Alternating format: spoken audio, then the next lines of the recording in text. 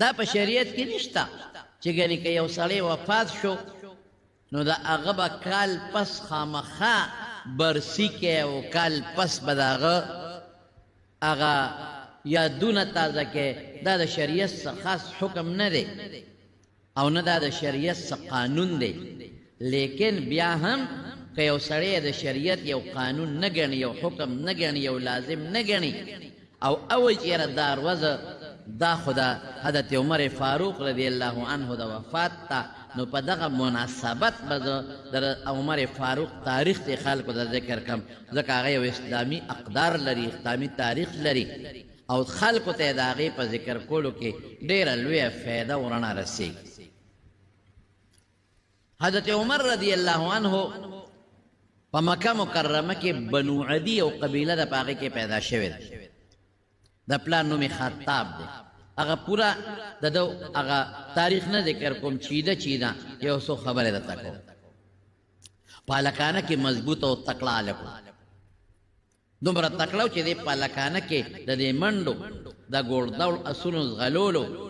او د دې ورزش د وجود د چاقو چوبند ساتلو د دې خواهشمند و. دا موږ چې ورته سمارټ وجود وایو، دقسې وجود یې کلک ټیټ. کله چې رسول الله صلی الله علیه وسلم د نبوت دعوه وکړه او الله وله پیغمبري ورکړه او اسلام ورو ورو په خورېدی شو، نو د مکې خلکو د نبی علیه السلام او د اسلام سره سخته دشمني شروع کړه. مخکې د دې خلکو د حضور پاک سره ډېره مینه لرله او ډېر قدر به یې کوه، ډېر عزت به یې وله کوه. خو چې کله رسول الله صلی الله علیه وسلم اعلان وکړه د کلمې شهادت او خلکو ته یې وایي چې تاسو له دې بوتانو عبادت کوئ او سجدې کوئ، دا شرک دی، دا ګناه ده، الله پرې خفه کېږي او الله شریک نه لري. بټ ټول یکدم مخالف شو. په هغه مخالفینو کې یو حضرت عمر مو. مسلمانان رو رو زیادېدل، د مسلمانانو تعداد تقریبا 40 ته ورسېد، د سړو تعداد، او 11 ښځې وې، 40 سړي او 11 ښځې. او دا هغه سخت وخت و چې دې مسلمانانو له د مکې کافرانو به سخت عذابونه او تکلیفونه ورکول. نو حضور پاک دار ارقم ورته وایي، دا صفا غونډی چې ده دې سره خوا کې دا کور و د حضرت ارقم ابن ابي ارقم رضی الله عنه د صحابي په کور کې دیره شو. دی یو مرکز شو د اسلام او دا د دین د دعوت یو مرکز شو چې څوک به راتلل او مسلمانېدل به هلته به تلل. نو یو ځل د مکې کافرانو میټینګ راوغوښته چې دا مسلمانان خو رانه یو کس زیاتېږي، لوی لوی خلک رانه لاړل. لکه دې وخت کې حضرت حمزه رضی الله عنه هغه مسلمان شوی د حضور پاک ترو. دا خو رانه یو تکړه ځي او مسلمانېږي، دا مسلمانان به راته ګڼ شي. نو چې ګڼ شو بیا به ورسره څه کوو، څه علاج به کوو. یو کس پکې دا تجویز ورکړه چې داسې کار دی چې مون ختمول پکار دی. مون ختمول څه وایي، دا سړی وجل پکار دی، حضور پاک یې یاده وی وجنې به څوک، ځکه د نبی علیه السلام قوم ډېر مضبوط قوم و بنو هاشم. په ټوله مکه کې د دې نه مضبوط قوم، اصیل قوم او تکړه قوم بل نو دا به قانون و چې د قوم سړی به دې مړ که نو که په دین کې به ورسره قوم ملګري وکړي نو ولاړ به ورسره. کلک مضبوط طاقتمن قوم دی بنو هاشم د حضور پاک قوم. نو وجنې به څوک، ټول غلي شو چې غږ نه کو. حضرت عمر پاسې د تورې راوویسته، قبایلي خلک و تورې به ورسره وې او دا کار به زه وکړم، تاسو کښېنئ دلته او اوس په لږ ساعت کې زه ورځم او د حضور پاک نوم یې واخلئ چې د هغه سر درته هم دلته راوړم. بس ټولو ورته زنده‌باد وویل، هغه زمانه کې چې څه زنده‌باد، او ټولو ورته لاسونه وپړقول چې واقعي ستا غوندې تکړه سړی او مضبوط سړی او پهلوان سړی دا کار کولی چې زمونږ په شان بزدلی نه شي کولی. توره یې واخېسته او راروان شو او غصه دې سترګې سرې دي او په دې سوچ کې دی چې نبی کریم صلی الله علیه وسلم به زه کوم ځای کې ګیرم. په لاره یو صحابي دی، پټ مسلمان دی، نعیم ابن عبدالله رضی الله تعالی عنه، مخې له ورغی. هغه ورته وی این یا عمر چرته روان اپې پوه شو دته خو پته نه وه چې دا نعیم مسلمان دی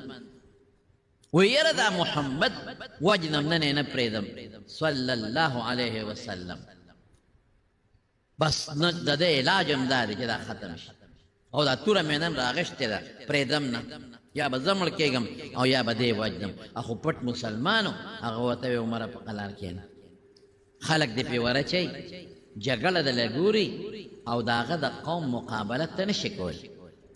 سبا قوم در پسې د هغه ټول راپاسي بیا به څه کې زه د خیر خویم زه دې منې کوم چې مه کوه دا کار عمر او دې ګرم شو د وی نه ځم هغو ته یې مه ځه بس عمر پې پوه شو چې دا سړی چې ما منې کوي دا پټ د ملګری دی او دا پټ مسلمان دی وی داسې معلومیږي لکه چې تم صابي شوی مسلمان ته به صوابي وی دین بدلون کې تم جوړ دین بدلېدو والی او دین دې بدل کړی دی هغه او ګواښې ورپسې وکړه تورې ورته نیغه کړه هغه ورته ما پرېږده خو چې د کمې ډیوې رڼا وجنې او کومه ډیوه وجل غواړې د هغې ډیوې رڼا ستا د خور کور ته رسېدلې ده ورشه ستا خور مسلمانه ده او ستا اوښ مسلمان دی نو که په ما مه راځه ورشه په هغې ورشه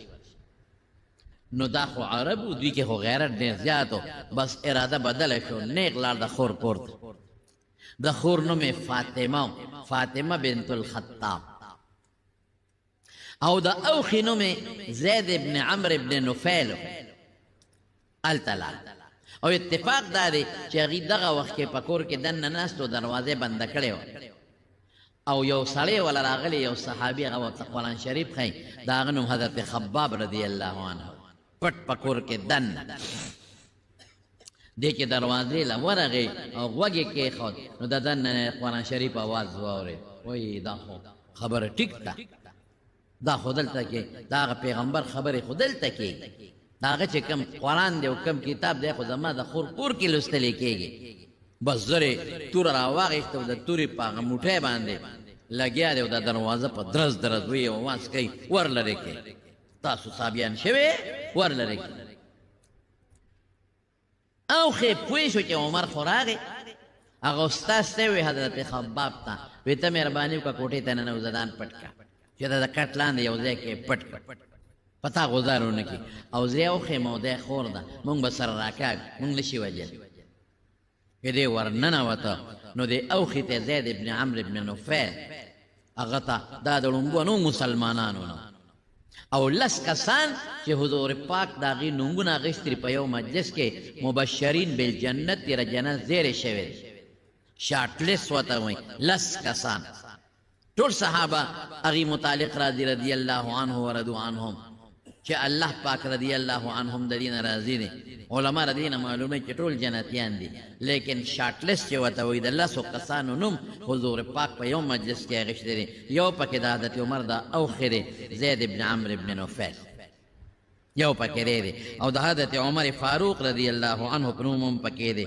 زید نه د تېر وطن سعید ابن زید ابن عمرو ابن نفیل دې نوم کې د خطا شو سعید ابن زید ابن عمرو ابن نفیل بدریم دی بدر کې هم شرکت کړی دی او په هغه لسو صحابو کې نوم هم صاحب من چې ورغې دی اوښې سره مشتو ګریبان شو او د تورې دا موټې نه دی په دې وهي او د خو زورور ما خو تاسو ته ووایي چې په هلکانه کې د یو پهلوان او مضبوط انسان مضبوط او کلک وجود یې ښه زه ستاسو پیغمبر پسې مرګ پسې ګرځم او تاسو د هغه دین قبول کړی دی د پلار او د نیکه دین هم پرېښی دی دا خور یې ورله د خور نوم یې فاطمه او د دې اوښې سعید ابن زید او د دې خاوند په منځ کې د دې رور په منځ کې خلاصې کو د دې خو غوسه و لاس یې اوچت که او د خور له ښه مضبوطه څپېړه ورکړه چې تا مسلمانه شوې تم صابیه شوې تم دین پرېښی دی ته لا راځې مانه او خاوند خلاصې داسې څپېړه یې ورکړه دونه مضبوطه چې د هغې مخ وینې شو او داسې مخ وینې شو چې هغې داره وواله یو معمولي وینه روبېږي یو بعضې وخت کې دومره سخت ولګي چې هغه داره ووایي هغه داره یې وواله او هغه نیغه د عمر په مخ ور پرېوته بس خور ورته وایي عمره لاس ته اخلاص امونږ د پښتنو خبراته کوم امونږ وایو لاس ته اخلاص او توره دې تیره عمره څه چې دی خوښۍ کوه توره در سره ده زم درته مخامخ ولاړ یم زما خاوند هم ولاړ دی څه چې دی خوښۍ کوه تکړه شه او بلکل زم مسلمان یم زما خاوند مسلمان تا کم غیرت دی ما کم غیرت دی تا چې د کمې مور په خېټه کې لتې والی دي ما هم د هغې مور په خېټه کې لتې والی مور حنتمه نو مور حنتمه او عجیبه دا ده چې مور یې د ابوجهل د تره لور وه دا خو یو قومیان خلک و که نه د بنو مخزوم قبیلې سره تعلق حنتمه بنت هاشم او ابو جهل عمر ابن هشام او دا دواړه د دې مور د نوم هاشم دواړه د مغیره زامنو او مغیره د بنو مخزوم قبیلې سره تعلق لري نو مور یې د ابو جهل د تره لور وه داسې ده لکه چې هغې مامۍ د مور یې د تره زوی د مور د تره زوی ته خلک ماما وایي د مور د طرف نه مضبوط قوم دی د پلاره طرف نه مضبوط قوم دی نو فاطمه ورته وي خور ورته وي عمره تکړه شه څه دې خوښۍ کوه د ده نه یریږم نه د نه تختم نه زه راته دروغ نه ویم زه مسلمان یم او زما د خاوند نه مسلمان دی او توره د سره د تکړه څه دې خوښۍ وکړه او خور یې وجاړل سترګې د اوښکو نه ډکې شوې بمبخې وینې روانې شوې او د ده باندې هم د خور وینه پرېوته خو چې دغه د خور سترګو ته وکتل او د خور جړا ته وکتل او هغه وینې ته وکتل چې د خور نه وینه هم روانه ده او هغه دار احساس کړي د ده په مخ هم پرتې وې نو لکې رحم راغی فورا په زړه کې موم شو موم په زړه کې رحم راغی او رحم راتلو سره توره اخوا کېښوده او دې خور ته وایي وی دا خبرې به پرېږدو خو تاسو یو بل ته څه وې راته ووایه هغې د سورت طه تلاوت کو د قرآن شریف ما ته هغه ستاسو قرآن لږ ووایه بس حضرت خباب وایي چې زه پوه شم چې د رسول الله مبارک د شپې بېګانۍ دعا قبوله شوې ده صحابه راغلل او نبي علیه السلام ته ودرېدل وایي د الله رسوله د دوو کسانو نه ډېر تنګ یو دوو کسانو نه د یو نوم عمر دی پله راتې نه شو تللی وکنځل کوي وینا کوي وهل ټکول کوي او د بل نوم عمر ابن هشام دی ابو جهل نوم عمر و عمر د عمر او دغه عمر دې دونه تنګ یو د دواړو جهانو مبارک سردار لاس اوچت کړل وی اللهم اعز الاسلام باحد العمرین خدای په دې دوو کې تغلیب د ده نوم له ورکړه طالبان پې پوهېږي خدای په دې دوو عمر او عمر کې یو کس مسلمان کا او اسلام پې مضبوط کا دا دعا د شپې رسول الله مبارک کړې وه حضرت خباب پوه شو چې د حضور پاک د شپې دعا قبوله ده ځکه چې عمر آواز وکړه چې تاسو څه ما ته ووایئ قرآن هم ما ته ووایئ نو حضرت خباب د کوټې نه راووت او راتلو سره وایي عمره انصاف وکړه ای عمره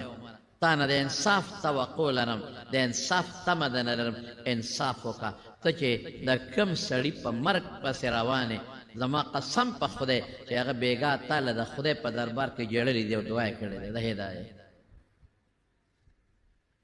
تا له د دوزخ نه امان غوښتلی بېګا خدای ته جړا کړې ده الله ته فریاد کړې تا له خدای ته جړلي دي او په جړا کې د دعا غوښتله او د خدای بنده د انصاف ته چې ته د هغه مرګ پسې ګرځې څوک چې د چا اسلام غواړي دا د هغه خیر خوی ګورئ د هغه سره مینه دا دغه محبت یې ورسره چې دا دعوت ورکوي چې مسلمان شي اور نه بچ کوي همیشه د دوزخ نه بچ کوي زما قسم دی ګورې وروڼو درته قسم خورم چې دا عالمان ستاسو خیر خواهان د دوی کار څه دی تا له دین دعوت درکوي تا د خدای د دشمنۍ نه بچ کوي تا ته نیکي ښیي تا ته ګناه ښیي چې ځان ته وساته تا ته صلات تسبیح ښیي تا ته مونځ ښیي تا ته وایي درود شریف وایه تا ته وایي ذکر کوه تا ته وایي مونځ کوه تا ته وایي جمع کوه جمع مه پرېږده تا ته وایي د مور پلار حق خیال وساته تا ته وایي د ښځې سره ظلم مه کوه ښځو ته وایي د خاوندانو سره ښه سلوک کوه تا ته وایي د ماشومانو په سر رحم وکړه ماشوم ته وایي د مشر قدر کوه عزت کوه جګړې مه کوه سود مه کوه شراب مه څښه د ګناه نه ځان ساته رښتیا ووایه دا خیر خواهي ده او که دا دشمني ده دا خیر خواهي په جنازو کې تاسو ته لګیا دي، په جمعو کې تاسو ته لګیا دي، په اخترونو کې تاسو ته لګیا دي، په صلح روغه کې تاسو ته لګیا دي، او کوشش کوي چې د خلکو ته د پیغمبرانو واقعي ذکر شي او دوی ته د ابو جهل او د پخوانو ظالمانو کافرانو واقعي ذکر شي چې خدای تباه کړي چې دی ویریږي او دوی ځان د هغوی د عمل نه بچي. د شیخ الحدیث حضرت مولانا محمد ادریس صاحب په ښکلي او بهترین اواز سره د اسلامي واقعاتو او مختلفو بیانونو اوریدلو دپاره زموږ چینل ځان سره سبسکرایب کړئ او ملګرو سره یې شیر کړئ. دې طرح پیغمبرانو واقعات ذکر کوي، دې طرح صحابه واقعات ذکر کوي، لکه څنګه چې قرآن شریف کې الله قصص او واقعات ذکر کړي دي چې دې پړونو کې نرمي پیدا شي. دا د علماو کار. نو ستا غټ خیر خوا هغه نه دی چې تا له مال درکوي او تا له تجارت درکوي، ستا هغه خیر خوا نه دی چې تا سره د دنیا دپاره دوستانې کوي، ستا هغه خیر خوا دی چې تا ته دین ښیي او د دین په بنیاد در سره مینه کوي. دا عالمان دي ګوره، مدرسې درته جوړې کړې دي، بچي د خدای پاک د هغې په برکت حافظان کړل، بچي د خدای د هغې په برکت عالمان کړل. دعوت و تبلیغ سلسلې درته شروع کړې دي، هغه خلک چې مونځ به یې نه پېژن، دعوت و تبلیغ د برکات نه خدای پاک هغې ته مونځونو باندې پوه کړل. هغه ښځه چې پردې به یې نه وې نو هغې له خدای پردې ورکړې. قسم په خدای د غټو غټ جرنیلانو او د افسرانو بچي خدای پاک د دې عالمانو د مدرسو د برکت نه حافظان او عالمان کړل. لوی لوی نوابان او لوی لوی خلق دي چې نن ورشه د هغې بچي د حفظ په مدرسو کې داخل جنکې خدای عالمان حافظان کړي. نو دا عالمان ستاسو خیرخواهان نه دي؟ یو خبره ته په دې کې ضمنن کومه چې نن دا ټیک ټاک مصیبت یو غم دی. بس ټچ موبایل خو ما سره شته، ټچ موبایل خو د علماو سره شته، خو په ټچ موبایل صحیح کار ولې نه کوې، مثبت کار پې ولې نه کوې؟ په خدای چې صحیح کار پې ډېر کېږي. داسې کتابونه د دنیا په ګوټ کې چې هغه په پاکستان کې څوک پېژني نه، د دې موبایل په ذریعه زه راته اوس کولی شم ما ډاونلوډ کړي دي او درته فایده ده. داسې کتابونه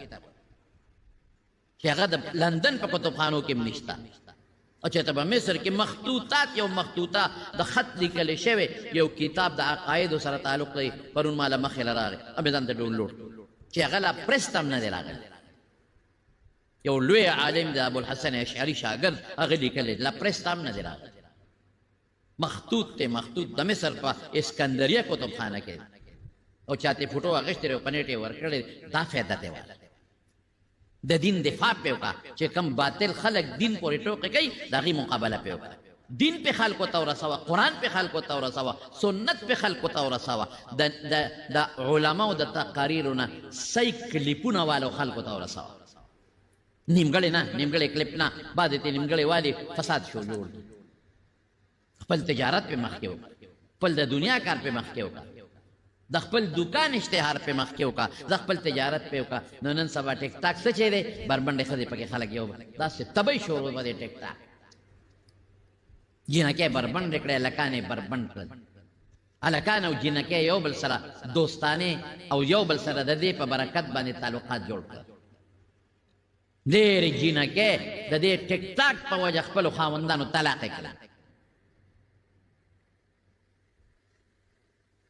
دنیا تباه کړه دی او ډېر خلک نن ګیره به یې خریلي بعضې ګیره به یې خریلي او هغه د ځان نه د اسلام او د دین ټیکهدار جوړ کړی دی، ابه مولا پسې لګیا.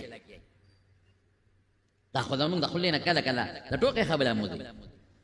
هر عالم د خولې نه د ټوکې خبره ودي، د ګپ خبره مونږ کوو. مونږ به بشیر جان هم یاد امین هم پکې یادو، کله ګپ لګو پکې ټوکه پکې وکړو. رسول الله صلی الله علیه وسلم هم صحابو سره کله کله خوش طبیعتي کړې ده، خو ټیک ته د هغه به لږه محدود و، موږ نه لږه تیزي وشي. هغه ټوکه به راوالي زما یا د بل ملا د بل ملا او په ټیک ټاک کې دا خبره ده کړې ده، هغه پسې به ولګي. بعضې وخت انسان د خطا شي، یا یو مرجوح قول ووایي، یا یو ضعیفه خبره وکړي، یا یو خوب هغه لیدلی هغه خوب ذکر کړي، صاحب په ټیک ټاک ورپسې لګیا دی. بعضې خلک خپل ځان مشهورول غواړي. نو جومات کې غول مه کوه، په دې ځان مه مشهوره وه. بیت الله کې غول مه کوه، په دې ځان مه مشهوره وه. او بعضې خلک د دې ټیک ټاک او د یوټیوب په ذره پیسې ګټل غواړي. نو ظالم د مولا په بدعت یې پیسې ګټي. عالم په خلکو کې سپک او د عالم بېعزتي وکړي ولې چې عالم دې بې عزته که رښتیا ووایي چې زما څوک بې عزته کړي او په ما کې څوک عیبونه راوباسي تاسو بیا د ما خبره نه اورئ چې دا څه بېکاره ملا نو نقصان چا ته ورسېده زه پې پیسې نه الم نقصان دین ته ورسېد چې یو عالم ته د خلکو په نظر کې سپک کې او یو عالم د خلکو په نظر کې وغورځئ نو خلک به دغه مولا خبره نه اوري نو نقصان چاته شو مولا خو تا نه د دنیا خبرې نه کوي دین خبرې کوي نقصان د دین ته ورس د دین ستنې غورځئ ګیره به یې خریلي اجړا غوندې شکل به اجړا او هم لګئ په ډبل میکونو او په ملایانو پسې به لګیئ هلکه ځان خو لاول ټیک که ګیره خو واجب ده خو پرېږده تا نه زه تپوس کوم سار دې مونځ کړی دی او که دې نه دی کړی والله که دې کړي په کلبونو کې به جنکو سره لوبې کوي او بعضې سړي به پټکې هم په سر کړي 15 ګزه به د شیخ الاسلام ګیره هم پرېښي اب هم لګیئ امولا دا وایي امولا دا وایي خوارشي سود پسې ولګه دنیا په سود پرته ده قلم قطعی دی خوارشی خلق جنکے لکان بربن چو پا کلبونو کے در ذکر کا چی خلق جنکے بچکا لکان بچکا کشرکل بچکا ظالم ورشه پا یونسٹو پا کالجونو کے دا الکانو دا جنکو آغا بد حال شروع دا چی زیر طویل نشب پا اسٹلو کے ظالمت دارو باسا خلقو تا خلق کوئی کا چی دا خلقو الکانو جنکے بچشی پلا شو گورا خلق پا دوکانونو کے پا تجارتونو کے 2 نمبر سیدونو خرسی ورشه سوچه پی مال پیدا کا سوچه مساله مال پیدا کا سوچه چه وی بخوڑی رکاما دا خلقو تا رو باسا دا چکم پورا حرام دی خضو سر ظلمون کیگی بیزای طلاقونو کی دا خبر پا ٹک ٹاک رو باسا دا خضو حقوق دا ماشومانو حقوق ورشه مورو پلارنا لکانو سپی جوڑ کردی دا خبر اوکا پا ٹک ٹاک نو چې کم په معاشره کې ګندګي دي او په معاشره کې کم ډنډونه دي او کم خراب سیزونه دي او د هغې روکتام پکار دی دا خبرې څوک نه کوي ولې په هغې دته شهرت نه میلاویږي په هغې ورته په ټیک ټاک پیسې نه میلاویږي نو ای ظالمه د قیامت په ورځ برې دا علما د ګریوان نه نیسي که تا پټکې ولې نه په سر کړې که تا 15 شپېته ګزګیره ولې نه پرېښې ته په ټیک ټاک ناست یو زه حق وایم د مولا پس دا حق دی دین شرمه دا علماء بیزتی کې په ټیک ټاک د پیسو د ګټلو دپاره دا به نه کوئ موبایل به ښه استعمالوئ غلط به قطعا موبایل نه استعمالوئ غلط هم استعمال کو زما په خدای قسم دا موبایل دا جبه دا سترګې دا غوږونه د قیامت په ورځ د خدای په دربار کې ګوی به در سره کوي او دا علما دا بېکسه علما چې دا ټولو لګیا دي د اصلاح د خلکو دپاره او د مدرسو دپاره دا به د خدای په دربار کې تا د ګریوان نه راکاږي او په دې ځمکه به دې راکاږي او خدای ته به دې پیش کوو چې ما خو الله ستا خبره کوله ما خو د دین خبره کوله ده زه شرمولم او ده زه بدنامولم په ما په ټیک ټاک لګېدلی ښه خلک هم پکې شته په ټیک ټاکونو کې ښې خبرې هم خورئ ښه کلیپونه هم خورئ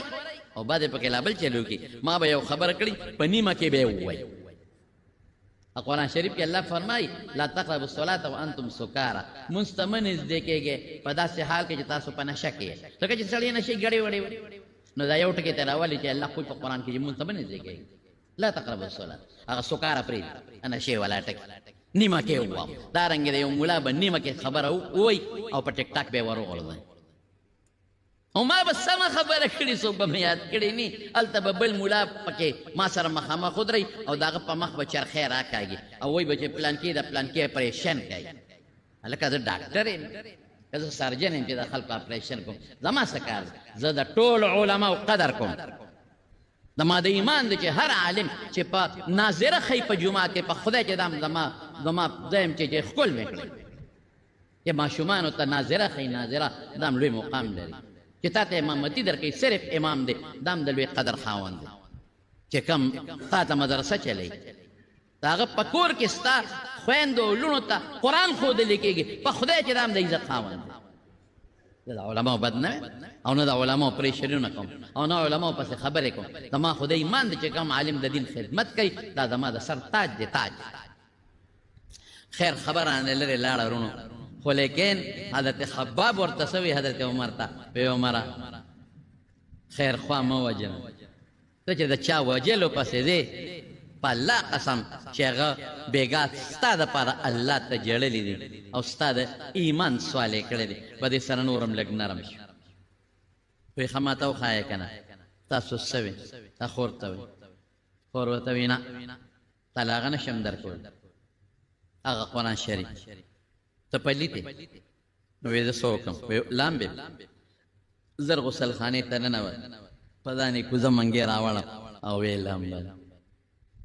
وی اوس خو راته واوروې که نه نو هغه ایتونه یې ورته واورول او اتفاق ته وګوره هغې کې دا آیت مخې له راغی چې آمنو بالله ورسوله د الله په رسول ایمان راوړی وی ما بوځی حضور پاک هلته رسول الله مبارک ته اطلاع رسېدلې ده چې د الله رسوله عمر تورې په لاس ستا مرګ پسې راوتې ده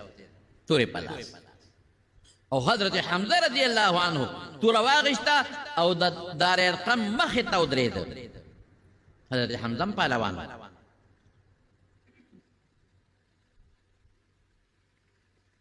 توره یې واغېستې وه وی عمر به څنګه راځي زه به مړ یم چې زما درواره مری له به د هغه توره راورسي خو دې وخت کې جهاد فرض نه دې وخت کې اقدامي چې په بل سره ته جهاد کې دا منو او دفاعي منو چې په تاسو غزار کوي هم به جواب نه ورکوي دا منو رسول الله صلی الله علیه وسلم ورغی حضرت حمزه له تورې ته واغېستې وی حمزه توره دې خوښ عمر که په ښه نیت راغی مرحبا او هرکلی به ورته وویل او که په غلط نیت راغی د عمر په توره به ترې دا سر ووهه واقعي زموږ د دواړو جهانو مبارک سردار ډېر بهادر انسان صحابه وی ما رأینا اشجع منه وی موږ د رسول الله مبارک نه بهادر انسان بر نه دی لیدلی یو موقع کې چې د رسته شوی نه دی بعضې موقع کې به صحابه لږ منتشر شو خواره واره به شو لیکن رسول الله مبارک په میدان ولاړ یو قدم نه دی رسته شوی چېرته دی کې حضرت عمر ورغی چې څنګه ورننوت په کور باندې رسول الله مبارک ورغی او عمر یې د دې ګریوان نه کلک ونیو عمر په څه نیت راغلی وایه په کومه اراده راغلی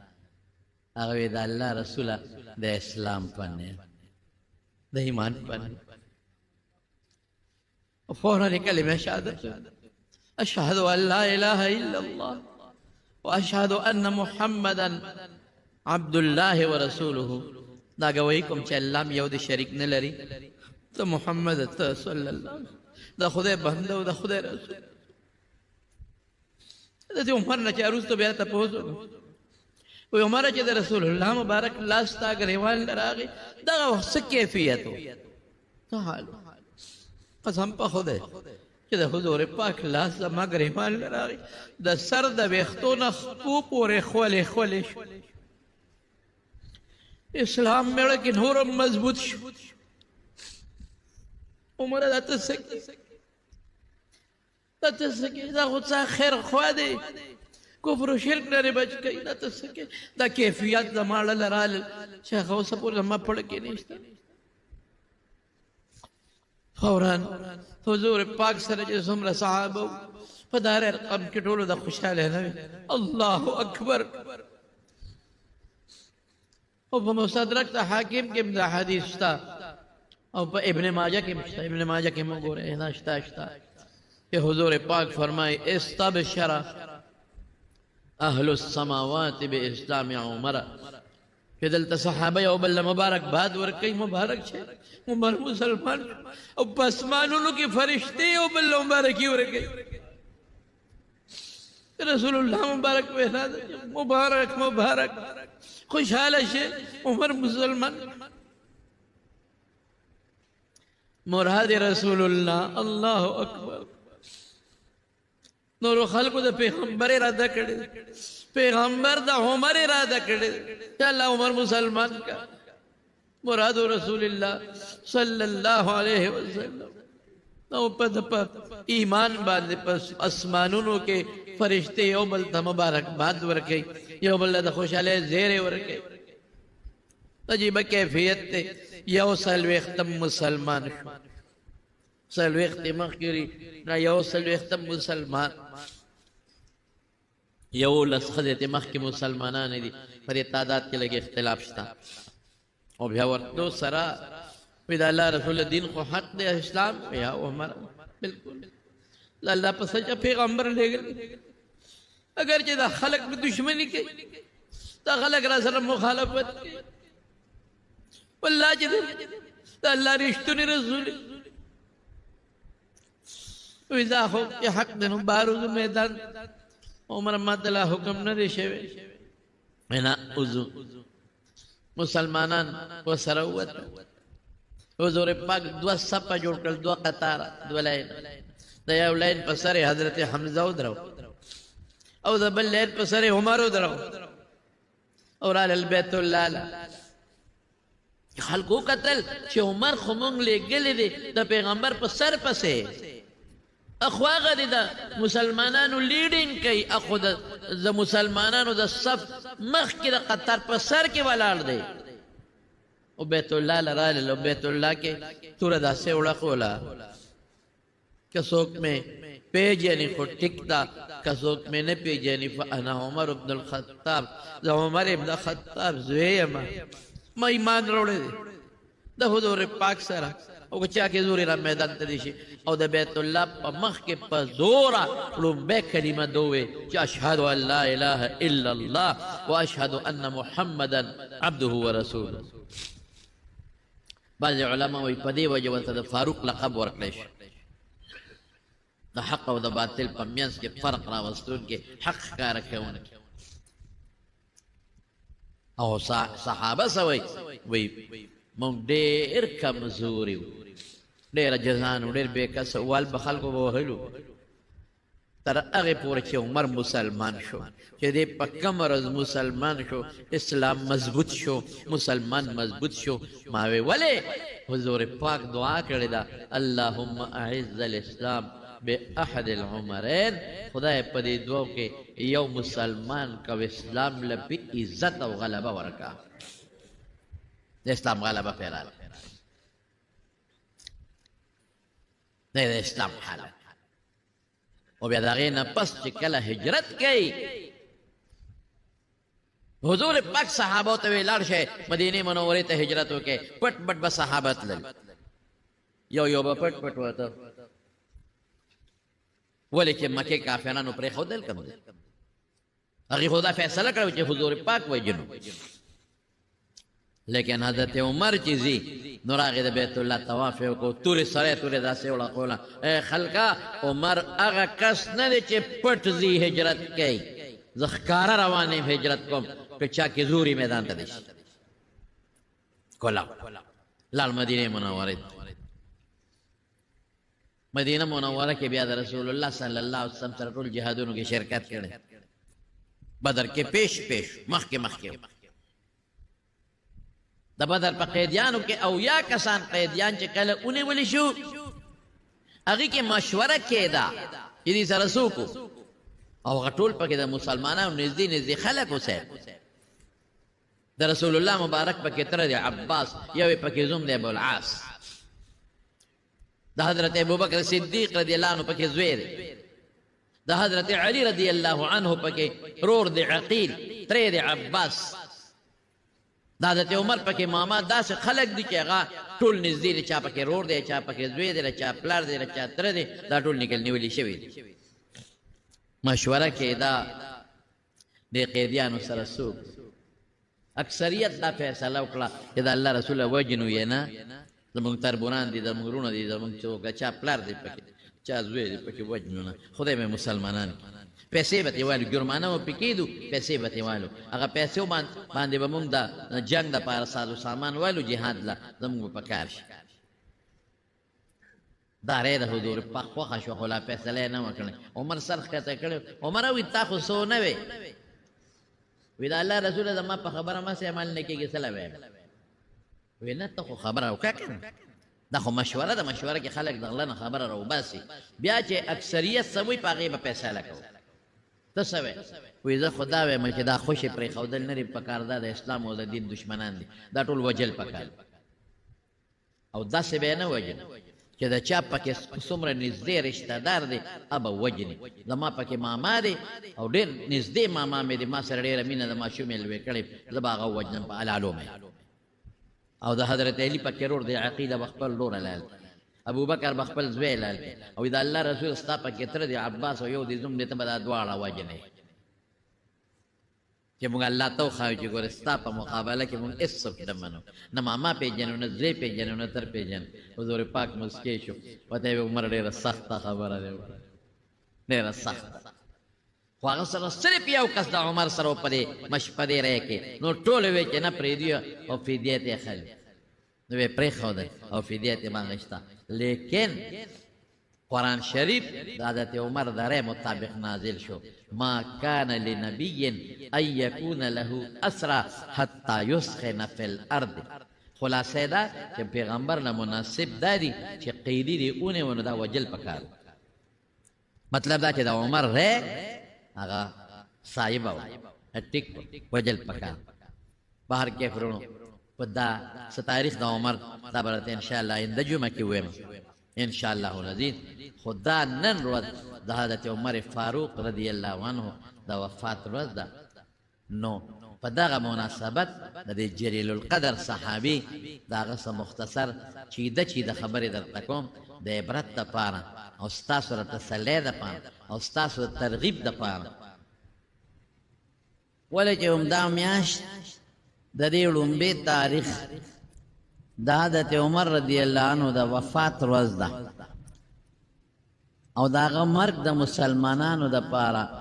یو ډېر لوی مصیبت او د حضرت عمر فاروق رضی الله عنه ایمان او اسلام د اسلام او د ایمان او د مسلمان دپاره ډېر لوی عزت او برکت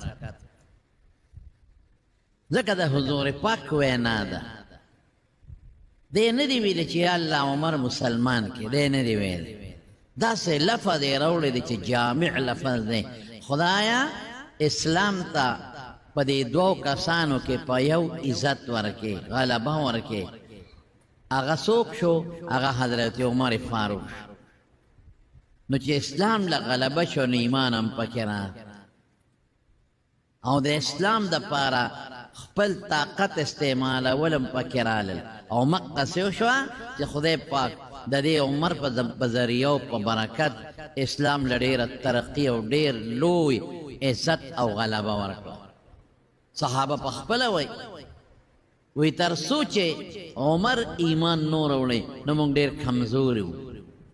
او چې عمر اسلام راوړو نو موږ تکړه شو موږ مضبوط شو ما ویلو چې کله هجرت وشو د هجرت نه پس چې څومره جهادونه شوي دي په ټولو کې حضرت عمر فاروق رضی الله عنه شریک د یو نه دی پاتې شوی او په جهادونو کې ښه مضبوط همت ښه تکړهوالی او ښه بهادري ښکاره کړی او د رسول الله صلی الله علیه وسلم نږدې ملګری پاتې شوی دی حضور پاک چې صحابه وی چې کله به نبی علیه السلام جمعات ته راغی او حضرت ابوبکر ته به یې وکتل یا حضرت عمر ته رضی الله عنهما نو مسکی به شو او هغوی به ورته مسکي شو او کله به چې دوی رالل او د رسول الله صلی الله علیه وسلم سره به ملاقات کو نو حضور پاک به ورته مسکی شو او دوی به مسکي شو یو موقع کې رسول الله صلی الله علیه وسلم په کور کې ماشومان جنکې وغوی تنبل وو که د خوشحالۍ په موقع ماشومان جنکې تنبل وی خیر دی پروا نشته صرف دومره چې زمونږ فقها لیکي وی تنبل چې وی نو ګونګړوګان دی پکې نه اچوي ځکه په یو حدیث کې د ګونګړوګانو د شړنګارو نه منع راغلی نو بغیر د ګونګړوګانو نه که څوک تنبل ماشومان وی بلکې زمونږ بعضې فقهاو شاملي کلی دي چې په دواړو لاسونو دې نه ډبئ یو لاس باندې دې ونیسي او په دې بل دې وله ډب ورکوي دا د خوشحالۍ په موقع د واده په موقع د اختر په موقع دا خیر دی دا جایز دی دا خو خوشحالي ده او جنکۍ او زنانه په دې خوشحالیږي حتی که مشران جنکۍ زنانه په خپل ماحول کې دننه تنبل وی هغوی م والی شي یره چې سړي ورسره نی او اواز یې عورت دی چې اواز یې بارو نه ځي ماشومان جنکۍ وې هغوی لګیا وې وینځې وې هغوی تنبل وه حضور پاک راغی هقسې لګیا دي خپل تنبل وی حضرت ابوبکر راغی رضی الله عنه مقه سیغي لګیا دی خپل تمبل وای خو چې حضرت عمر فاروق رضی الله عنه راغی نو جینې تمبل زر لاندې کو د پاسه په کې ناستا پټې کړ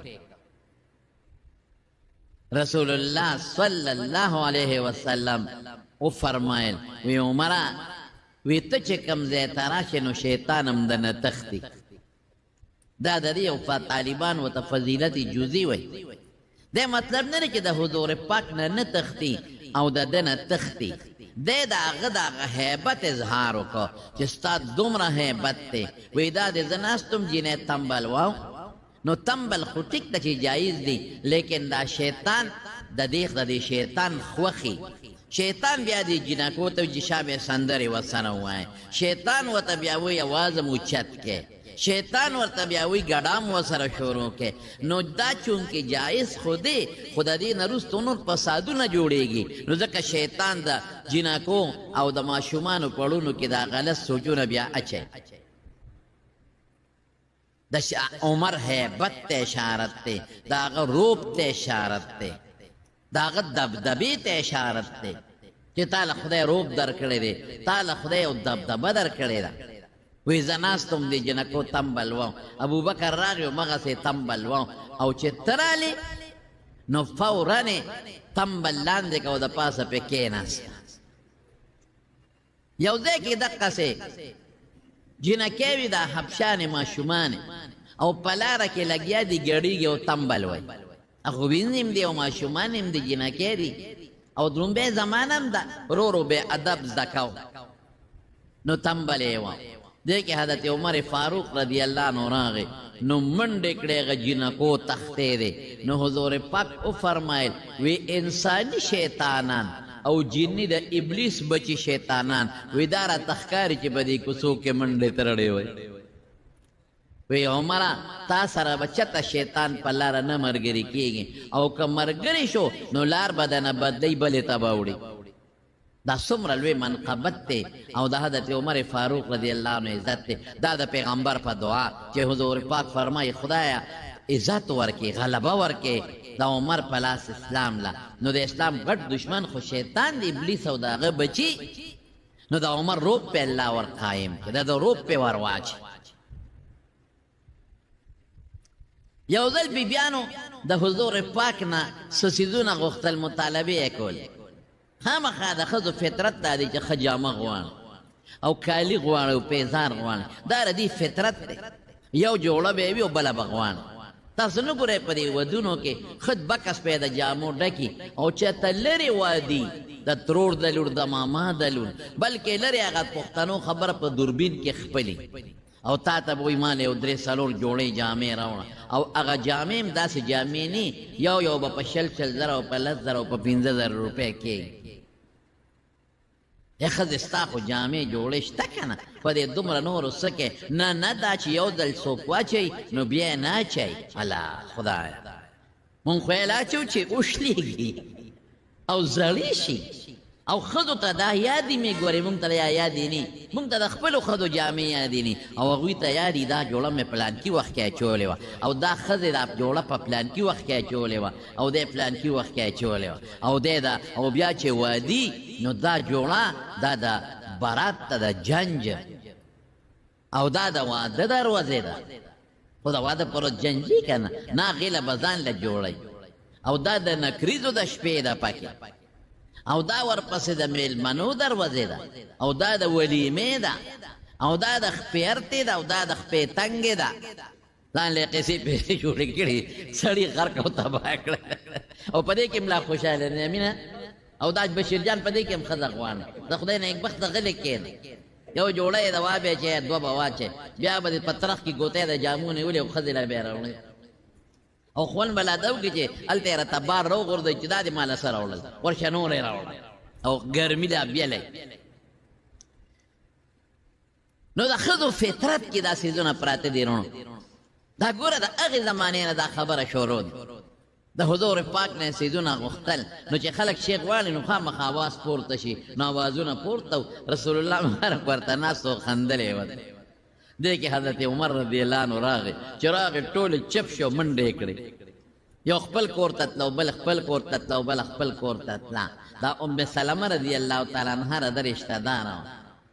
نو رسول الله مبارک وخندل نو عمر ورته وایي د خدای رسوله خدای دې ټول عمر وخندوه ولې دې وخندل وی دا ټولې راغونډې شوې وې اوازونه یې راوچت کړي او زما نه څیزونه غوښتل خو چې تی ولیدې نو ټولو منډې کړې نو خندا دې پورې راغله یاره د خدای پیغمبره بکار دی د مناسبه دا ده چې ستا نه ویریږي نو ما نه یریږي او تا نه نه یریږي چې تا نه ویریږي ولې که زه خفه شم پروا نشته خو که ته خفه شوې الله خفه کېږي لیکن د رسول الله مبارک ٹھیک تا چې د حضور پاک یو هیبت خو ورسره حضور پاک له خدای صبر هم ډېر ورکړی عمر کې خو هغه صبر نو بیا اواز ورکړه ای بیبیانو ته وایي د ځان دشمنانو تاسو خو د ځان دشمنان یې پیغمبر چې خفه کوئ نو الله به درنه خفه شي نو ځان به خراب کې ما نه یریږي او د پیغمبر مبارک نه یریږي هغې ولا اواز ورکړه وی او تا نه ځکه یریږو انت فظ و اغلظ ژبه دې مستغه ده اوړه دې مستغه دی په ژبه هم رټل کې او پړم او حضور پاک داسې نه دی د هغه ژبه هم نرمه ده او زړه هم نرم دی دا د پیغمبر مبارک مخکې به یې داسې کول ګورې رونو دا یو په پیغمبر نه خفه کېدل او د حضور پاک احترام د بیبیانو په اړه کې نور مچول نو دا حضرت عمر فاروق رضی الله عنه له خدای پاک دا صفتونه ورکړي د حدیثو په کتابونو کې دي ډېر لوی تاریخ یې دی غټ جلدونه خلکو د عمر صاحب په تاریخ لیکلی دي او ما تاسو ته ویلو پوره درته نه ذکر کوم داسې یو څو جلکې درته وایم چې تاسو ته دا معلومه شي چې الله د رسول الله صلی الله علیه وسلم په دعا د حضرت عمر فاروق رضی الله عنه نه دین څونه کار اخیستی د ده په برکت خدای دین څونه خور کړی دی کله چې د مسلمانانو خلیفه شو د حضور پاک د وفات نه پس انصار د مدینې په سقیفه بنو ساعده کې یو ځای شوي هغې ځان له مشر مقرره دوی دواړه چا خبر کړل دوی زر ورله چې خدای پاکه دا به څه کېږي چې ورلل بس هغوی لا د مشر تقرري نه وه کړی خیر هغې کې بیا نورې خبرې ته نه کوم خو دومره ده چې حضرت ابوبکر رضی الله عنه هلته خلیفه شو او د هغه نه پس بیا حضرت عمر فاروق رضی الله عنه خلیفه شو ټول ومنه هېڅوک مخالفت کې نه دي پاتې شوی حضرت علی رضی الله عنه هم بیعت کړی ټولو مسلمانانو بیعت او ابوبکر صدیق ته چا ویلي وی ته خو عمر خلیفه کې بادشاه کې خو ګوره ډېر سخت دی مطلب دا چې دی خو به دا ټوله دنیا دا د خلکو برباد به کړي دا خلک په لږه خبره غوسه کېږي ابوبکر صدیق ورته وفرمایل وی تاسو ته پته نشته د بادشاه ډېر لوی بوج دی چې دا بار یې په سر را پرېوت دی به په خپله نرم شي همغسې وشو ډېره نرمي پکې پیدا شوه او د مدینې په کوڅو کې به ګرځېده او دا به وي وی که چرته یو سپی د فرات دریا په غاړه د تندې مړ شو نو د قیامت پر ورځ به یې تپوس الله د عمر نه کوي نو سپی ولې د تندې مري دریاب شته او به دې تیوس کې کنه یعنې اوبه شته او بیا هم د تندې مړ شو په کار دا دی چې د مسلمانانو بادشاه دا د حیواناتو د خوراک هم انتظام وکړي انسانان خلاصه کې خو چې د ځناورو او د حیواناتو د خوراک هم انتظام وکړي چې د په بادشاه کې ځناور هم د لوږې مړ نه شي انسان خلاصه کې زمارونو دا مونږ چې د خلکو ته وایو چې د خدای دپاره وکړې د الله دین ته متوجه شي او نیکان دیندار ځان له مشران کې د هغې وجه سره په زړه کې به د خدای یاره که دوه کاره غلطه کوي نو اتاتیا خو به ټیکو کي که نه که لس غلط کوي نو لس کم سل خو به ټیکو کي که نه ورشه وګورئ نن د لوږې د لاسه میندې او پلاران خودکشي کوي ټیک د مالداري هم ډېره شوه پخوا داسې مالداري نه وه لکه دا اوس چې دي پخوا چا کار پرجونه نو پخوا د چا دروازې پخې نه وې که چا دروازې باړوې نه په کوڅو کې پخې کوټې د خښتو نه وې کچه کوټې وې او هغې کې به یې دننه تیرونو له دغه ورکستنې ورکړې وې او سری به وې سری دا خلک پېژني نه او دروازې به وې او هغه دروازو کې به چوړو چوړ په هغه دروازو کې دا قبضې نه وې قبضې رستو راغلی دی هغې کې به چوړو یو لرګې به بر او یو به لاندې نو په دې دروازه کې به یو امریک یو شی و به بره یو ځای کې تاوېده او لاندې به تاوېده دا قصې پسې کم ځای وې دا اوس چې کمې نخرې دي دا دومره جامې نه وې د زنانو به د چیټ جوړه وه د چیټ وی ورته وې او د سړو به د پاپلین کمیس او د سان به یې پرتوګ و چې واده به و نو د یو جوړه جامه به یې وه د غریب اب هم پرتوګ یو شان او کمیس په بل شان چې ډېر مالدار به و د بوسکي کمیس په او د سان به یې پرتوګ د ښځو به د چیټ جامې وې دا جامې وې دا اوس چې کمې دي نو مالداري ډېره شوه خلک بېشکه مالدار شو لنټري کورونه جوړ شو په ټول کلي کې به یو موټر دوه موټرې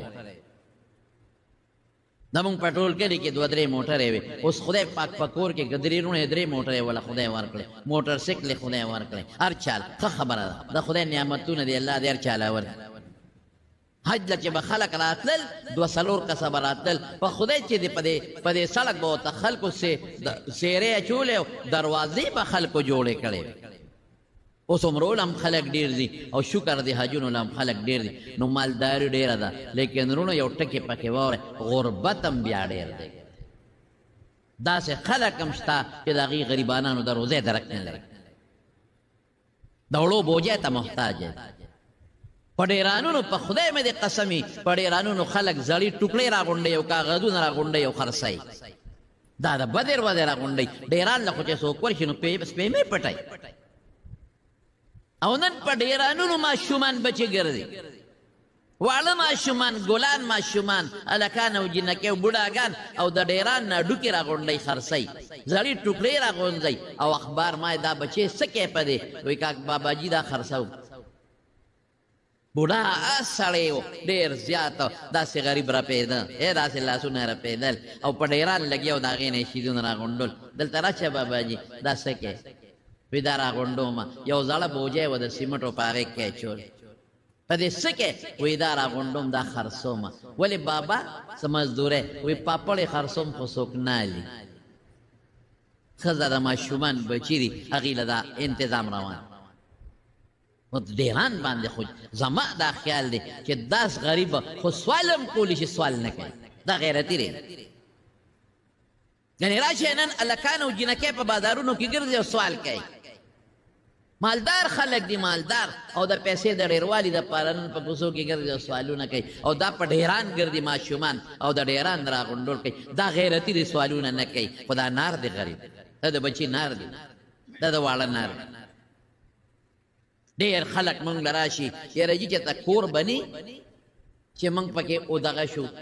کورونه نشته که نه ولې یاره یو ځای کې ډېری د کرۍ وسم نه کېږي اوس او باسي چې یو ځای شابه دی څو کورونه د خلکو نشته نو غربت هم ډېر زیات دی مالداري هم ډېر زیاته ده غربت او فقر هم ډېر زیات دی او دا مو ولیدل ستاسو په دې نیټونو باندې چې خلک بچي خرڅوي بیٹا برای فروخت او بیٹی برای فروخت سو کخلی من خرصو ولی نار یو درک نلگ نن بات شیء دا حالات تے زمان مالدار تر شو خو مضبوط شو غریب برباد شو ټیکسونه ستاسو دي په ویجلو کې او په ګیسونو کې هم ستاسو خولي دي او ستاسو وینې زوي دي او د مالدارانې خوري دا خلک یې خوري لګیا دي حرام خوري شروع ده ګنډکپي شروع ده 2 نمبر مال خرڅېږي سوچه پی به چېته پیدا نه کړي هېڅ پروا نشته اندېر نګري ده د پیسو دپاره قتلونه شروع دي اجرت باندې وجل شروع دي ډاکې شروع دي د خلکو د جیبونو نغلا شروع ده د خلکو د دکانونو نغلا شروع ده اندېر نګري ولې انصاف نشته یو راوله یو او د 400 په دې چوک کې د یو غل نه لاس پرې کا که تا په عمر کې دلته غله ولیده راشه زما دا مخ تور کا یو قاتل راونیسه او پېښور دی جناب پارک طرح یا دا پخوا چې به ورته پیرپوس ځه دا چرګانو پخوا باچا خان چوک او یا دا څه شی دی دا سورې پل دقل ته راونیسه د بالیسار ته وخېږه او سر ته پرې کا که چا مړی وکړه راشه زما دا مخ تور سزا نشته پولیس غریبانان یې ونیسي هغې خواران ونیسي پولیس ته په دې کې هېڅ ګناه نشته زه خو پولیس ته په دې کې ګناه نه کوم پولیس یې ونیسي د ځان د پاسه ور ټوپ کړي غریبانان او سړی ګیر کړي عدالت یې ورپېښ کړي دا بری شوې د 10 قاتل هم پرېږدي او د 5 قاتل هم پرېږدي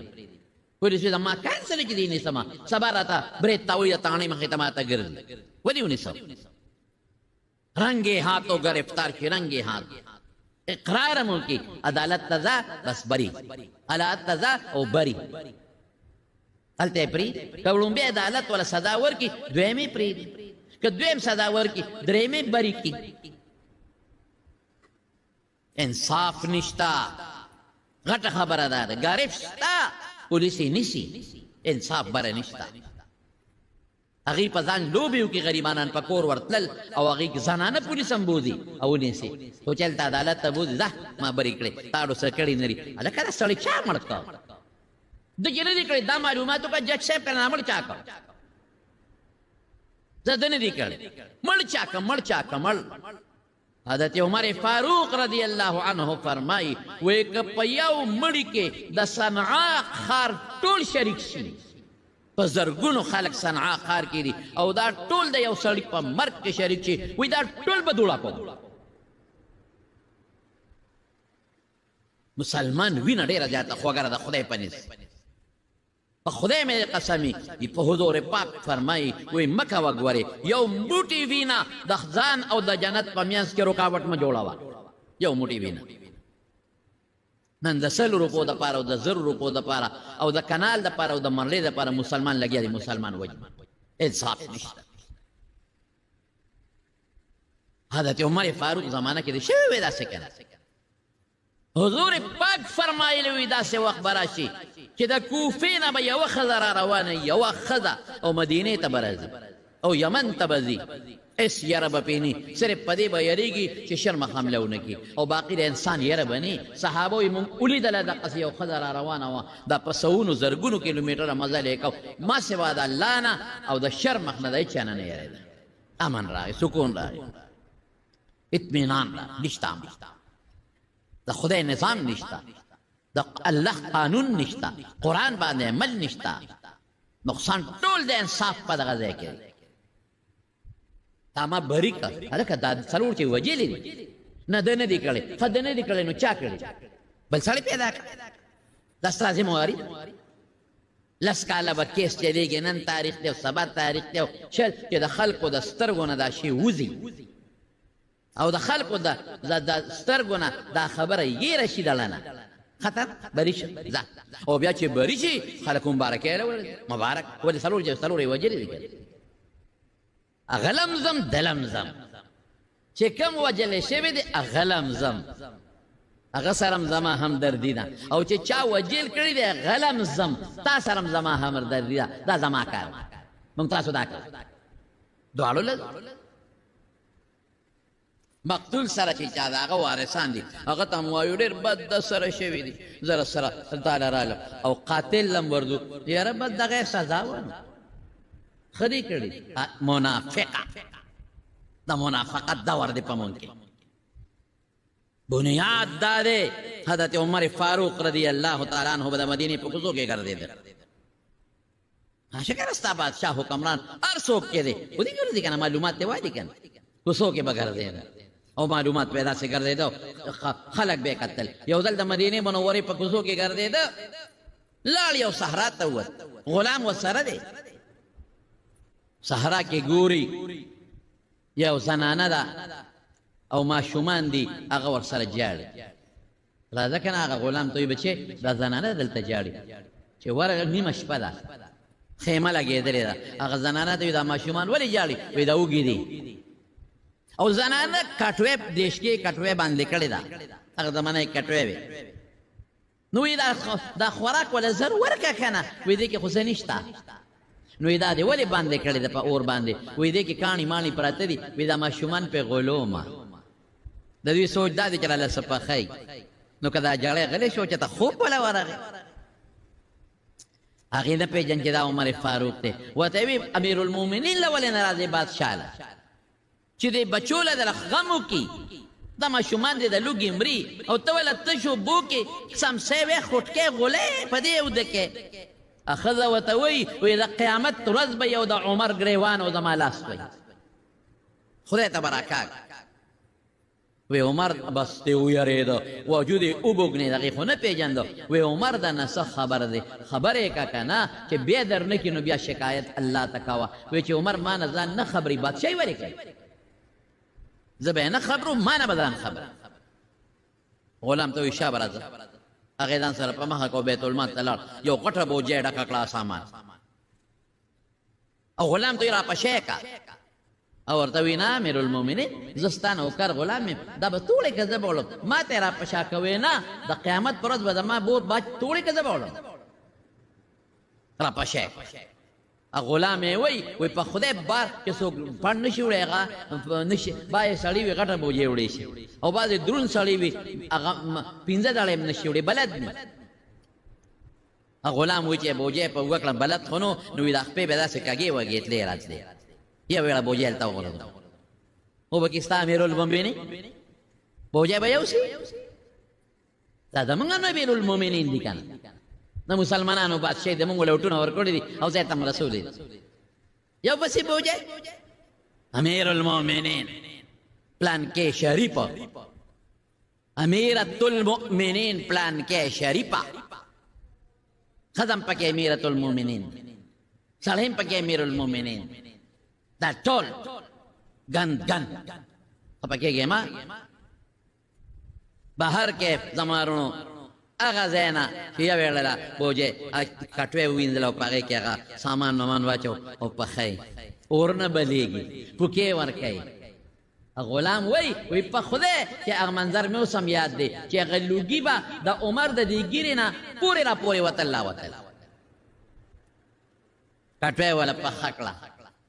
ماشومان راوله ماشومان یې ماړه کړل ما وی امیر المؤمنین زه چې نه وي ما خو پټ ورته چې زه چې ځو که نه وی ما ته وی صبر وکړه دا ماشومان مې په ژړا لیدي دي چې په خندا ووینم چې ماشومان ماړه شو په خندا شو نو ښځې ته وی سار له راشه مسجد نبوي ته تا ته به د بیت المال نه وظیفه وی ما امیر المؤمنین څه پېژنې وی زه به هلته یم زه به یم زه به اشاره ته سمه ښځې خو نه پېژنم رالو سار له ښځه راله او دا ښځه ورته دوا وکړه وی بچې عمر کې اهلیت نشته تا دې خدای د هغه په ځای بچا کړي هغه خو یې نه پېژنې چې عمده عمر دی هغه کې نشته تا کې اهلیت دی ته د غریب تپوس کې خدای پاک تا د هغه په ځای بچا کړي زه ته وی راشه سبا سا چې ښځه راله مسجد نبوي ته ویې کتل وی دا خو مغه پرونی سړی دی بېګانې اماله خو بوجۍ را په اوږه کړې وراوړې وه ما بچو له خوراک پخ کړی و ما له پوکي والي دي لوګي پې تېر شوي دي د ما بچي ماړه کړي دي ښځه ویرېده بچې مه یېرې بیت المال له وله تنخوا مقرر کړه بچو له او دې له او عمر ورته وژړل وی ښځې وایه اوس به د خدای په دربار کې څه وی د عمر ګریوان به نیسې راکاږي به که څه به وی تا خو د عمر ګریوان به راکاږي اوس به د الله دربار کې دا وایم چې نه الله عمر ډېر د انصاف بادشاه په نیمه شپه راغلی دی ما له ډوډۍ پخ کړې ده ما له سامان راوړی دی او زما بچي ماړه کړي زمارونو داسې اوس نشي کېدی چې رښتیا راته او د عمر په شان څوک نشي کېدی زمانه رو رو دجال ته نږدې کېږي تیارې ته نږدې کېږي د رسول الله مبارک نه لرې کېږي خو هغه خلک و چې د پیغمبر غېږ کې لوی شوي هغه خلک و چې د رسول الله مبارک نظر پې لګېدلی هغه خلک و چې د رسول الله مبارک نه بغیر چاپېره ناست و جبریل به اوس هغسې نشي کېدی صفا خبره خو چې یو جلک خو هغسې پکې پیدا شي په لاره باندې یو ځل روانو یو خیمه لګېدلې وه او د هغې خیمې نه د زبیرګي راوچتېدل زر ورغې هغه خیمې نه مخکې بار یو سړی ناست و وی دا زبیرګي څوک دي څوک بیمار دي وی نه دا زما ښځه ده او د ماشومانو بیماره د اولاد یې کېږي وی څوک ورسره شته وی نه په منډه کور ته راغی خپلې بیبي ته وی هله فلان کې د ماشومانو د پیدایش په وخت کې چې زنانه کم خوراک کوي زر راواله امیر المؤمنین ولې یو زنانه د غریبه او اولاد یې کېږي څوک ورسره نشته او غریبه مسافره ده په خیمه کې ده هله شابه زنانه ځان سره دغه راواغېستل تمن ممان په منډه یې بوتله وردن یې کړه خیمې ته هغه وخت کې څه ګرم خوراک زنانه له ورکول پکار هغه یې پرېښوړه او د حضرت عمر بیبي امیر المؤمنین بیبي هغه عمر چې هغه زمانه کې به شام او روم جړقېدل یمن کې چې نوم به دې واغېسته د پښتنو خبره په نوم به یې ماشوم وده کې داسې سړی و بیبي یې راوسته او دایي ده د دایي توب خدمت پې کوي په بیبي د دایي توب خدمت کوي نن زنانه په هسپتال کې مري یو بل سره کونډی راکاږي په خدای که څوک تپوس نشته د دارو هم نشته سرکاري هسپتال لرې شه ماړه سرکاري دیوالونه سرکاري دی نور پکې څه خیراتي هسپتال شرمېږم نه چې دا خبرې کوي مالوچ پکې نشته او سرکاري هسپتال ډریپ پکې نشته او سرکاري او خیراتي هسپتال سرنج پکې په بایه راوړه خیراتي هسپتال یقین کوه اورېدلې مې دی زما رونو